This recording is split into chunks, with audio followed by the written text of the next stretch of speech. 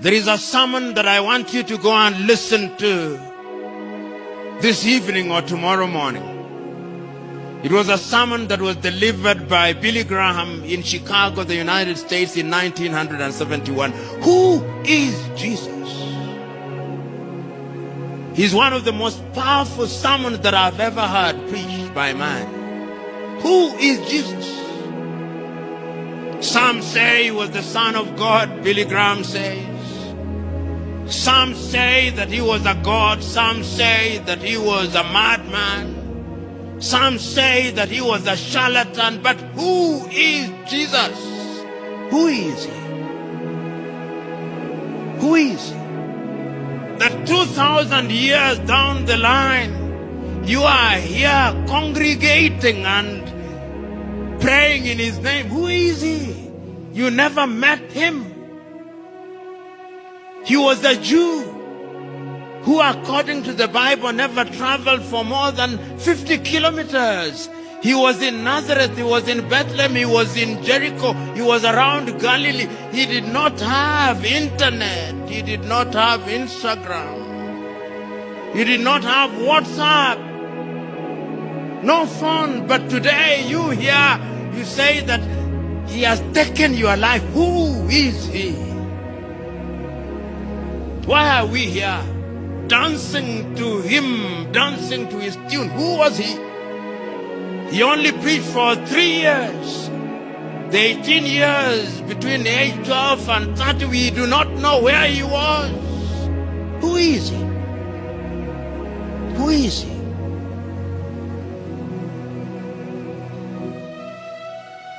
Who is he?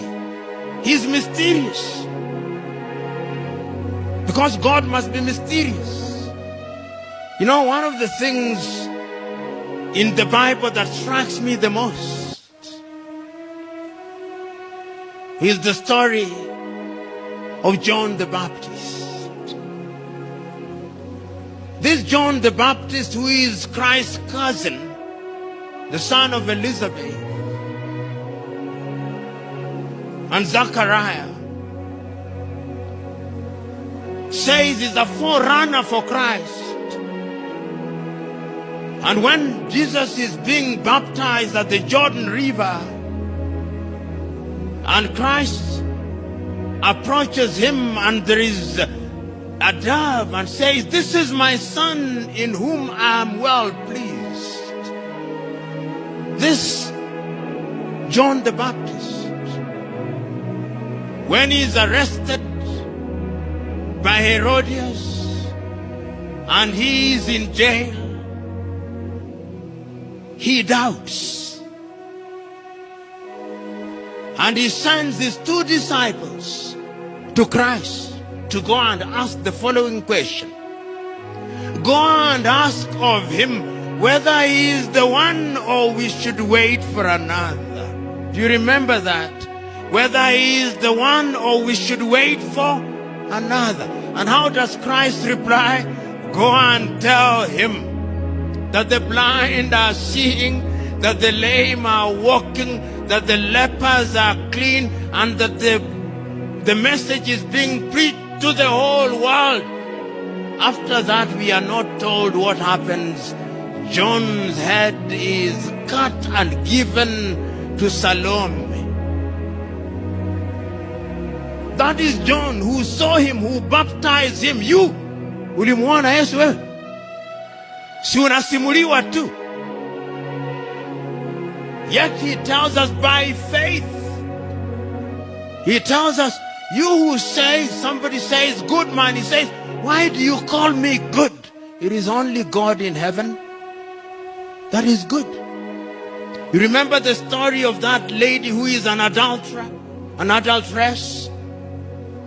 They come and say, according to the law of Moses, she should be stoned.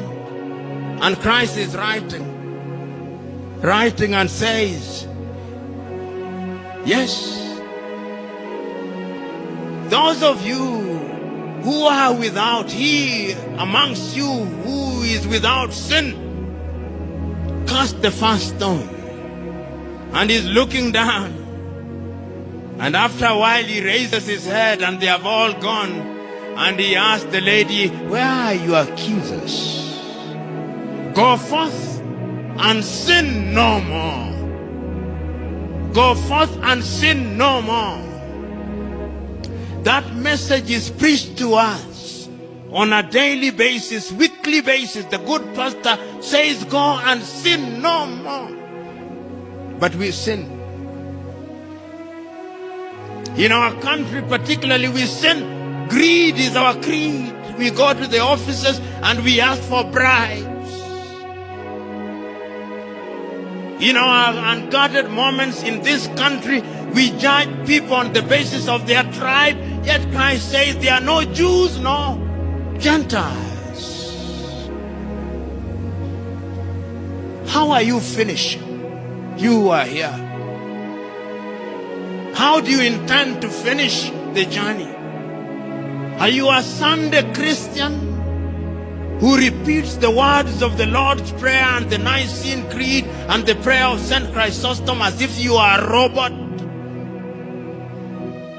Do you internalize the message? When you read the Beatitudes, blessed are the poor, do you internalize? Are you Christians who will be judged by their fruits? Because your fruits is what tells you who you are. A mango will only beget a mango, an orange only an orange. So today, I do not want to be like the Pharisees of old, who speak for too long. I want to be in keeping with Christ himself. That the message is, how do you finish? And we live in difficult and dangerous times where we must have a discerning spirit. You know, when I'm traveling to Nakuru, I count the number of churches, church buildings. They have even run short of names now. Helicopter or something. When you travel to Nigeria in Africa, I call it the Jesus industry. They have converted Jesus into an industry for extortion through intimidation of people. That is not the Church of Christ. That is how I understand Christ's message, that many are called but few are chosen. That is how I understand Paul's letter to Timothy, that in the last day there shall be forms of Christianity, and there are those forms of Christianity. They have made prediction. The Millerites said that the world would end in 1844. It did not. Why were they saying it? Yet the Christ himself says, of the last days, not even the sun knows. Is hidden even to the sun. And he warns us. Yet we are, tunaambiwa hatuambiliki. Tunaambiwa hatuambiliki. Tunaonywa hivi kwamba siku za mwisho wataibuka watu tu, watafanya miujiza, watajiita Kristo, na hata watawahadaa na kuwadanganya wale ambao wameteuliwa. Lakini bado tumepumbazwa hivi. Tumepumbazwa tu.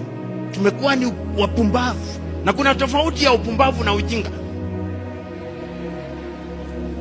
Mjinga akielezwa ataerevuka, anaweza kuerevushwa. Lakini mpumbavu amepumbaa. Upumbavu ni kama ufupi na urefu, alivyosema Mwalimu Nyerere. Mjinga akipata ujumbe mwafaka anaerevuka. Sasa ule ujinga umetoka, lakini mpumbavu hata ukimweleza haambiliki. Sasa tujiulize kama Wakristo. Ni vizuri nizungumze Kiswahili pia, kwa kuwa ndio lugha yetu na sisi tunajivunia ni lugha ya taifa, lakini hatuzungumzi Kiswahili. Na kile ambacho nasema sasa kwa muhtasari